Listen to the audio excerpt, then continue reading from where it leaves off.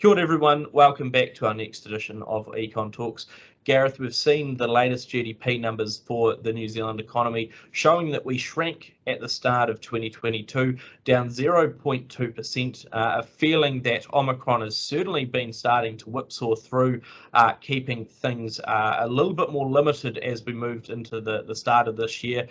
We know that the total amount of hours worked across the economy as well was down 0.2% from normal, but a feeling as well in a sense that there's still a bit of momentum there in the economy. Now, there's a lot of different elements within these numbers. What are we seeing though when it comes to the economy generally? Are we stuffed, or is there a bit more to it than that?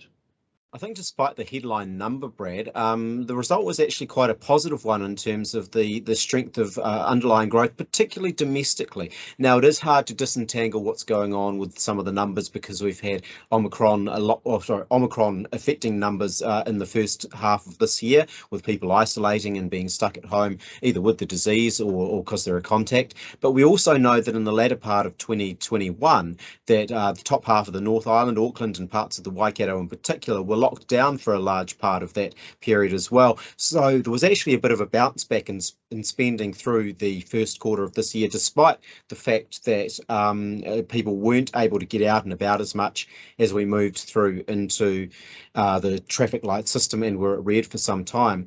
We also look at business demand, and there was still plenty of investment going on there as well. So both households and businesses are happy to spend. Government spending, well, there's still no brakes being applied there by the government, whether it was capex or operational spending.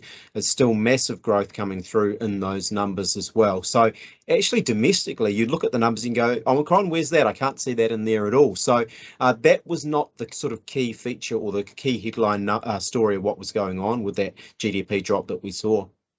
So that then leaves the other culprit, our overseas, export and import-based economy. Imports still all right in a sense. We're still actually having to bring a lot in to resource all of that domestic growth. Exports then not looking quite as flash, I presume. Yes, and some of that was to be expected with the borders still being shut and weakness coming through what would normally be a strong period, of course, for tourism through summer. But what was probably more unexpected was just what we saw through some of the goods and commodity exports. In fact, most of them, they were weak across the board, and it looked like shipping disruptions were impacting there. We were a little bit concerned about global demand, of course, with China going through renewed lockdowns as well.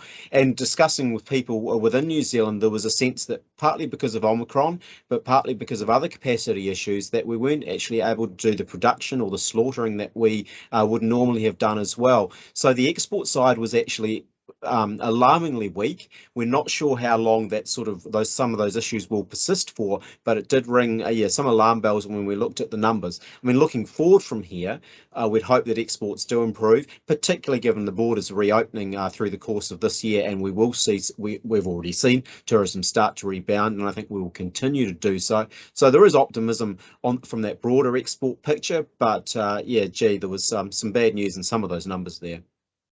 Absolutely, and I think, when we look at some of our agricultural exports, for example, some of that's to be well understood. You mentioned meat processing, for example, being quite limited during Omicron and similar, feeling that we've been able to get on with a bit more of that in more recent times.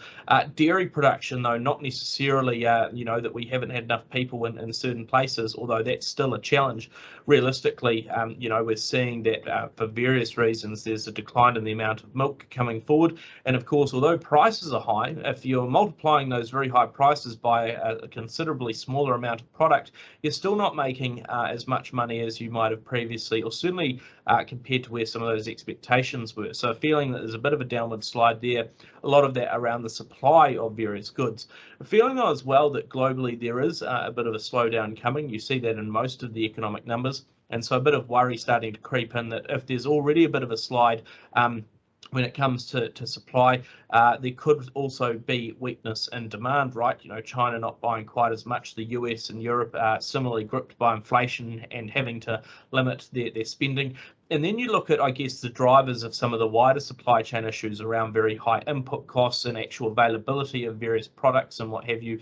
If you can't actually access those, there is, I think, going to be a huge worry from some quarters over, well, maybe I just can't produce as much. I haven't got that security of supply. I haven't got that ability to absorb all of those cost increases, which could therefore, really continue to limit things when it comes to export potential.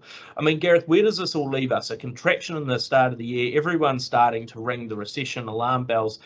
Is it coming? And if so, is it going to be as quick to pass? Is this just the start, or are we going to see possibly a period of revival in the economy out of Omicron, but then, a bit of sluggishness creeping through? It's possibly still a bit more of a bounce in terms of some of that domestic economic activity to come through over the next quarter of data that we will get, partly because, of course, as Omicron restrictions have eased and COVID is not such a headline issue for people. I think that economic activity does potentially bounce back a little bit in that regard. I mentioned tourism earlier and the positive that should bring in terms of activity as we head through into the ski season and then through to hopefully what will be a bit more of a normal summer, an improved summer for those tourism operators as well. So near term, I think there's enough positives there to actually withstand recession, and we should stay out of negative territory in the June quarter and possibly even through most of the rest of this year. But it is, I think, through into 2023 as households roll off those lower fixed mortgage rates from last year, as the discretionary spend gets hit there. Fuel prices look set to remain high for some time yet as well, and higher living costs, all those things biting, coming through, and some of that weakness internationally in terms of the non-tourism exports and the effect that may show through in the numbers, that it is 2023, I think, where you'd probably be most concerned about a recession when most of those factors all come together and start to weigh on top of each other and limit the economy's potential to grow then. Totally. And so that feeling, right, that yes, there's some good domestic numbers at the moment, but we're not sure exactly how far they might stick around into next year. Exports already in a softer position, concerns that they might stay that way longer and worse looking than we've previously been thinking. Despite a bounce back still thought of through 2022, getting out of that Delta funk that we saw at the end of last year, moving through the disruptions from Omicron at the start of 2022, we've seen a lift in spending, but people feel that there's still a reckoning out there, and so a good chance that the economy does hold in that more sluggish position. Maybe it goes into recession, maybe it doesn't on the technical numbers, but still a feeling that it is effectively going to be like that as we try and bring the temperature of the economy down a touch, so that we bring just how much we're trying to do back more in line with the amount of people and materials that we actually need to do all of that work. We'll assess where the economy goes next, whether or not we end up in a recession, and just how well the domestic and our international based parts of the economy perform on one of our future editions of Econ Talks.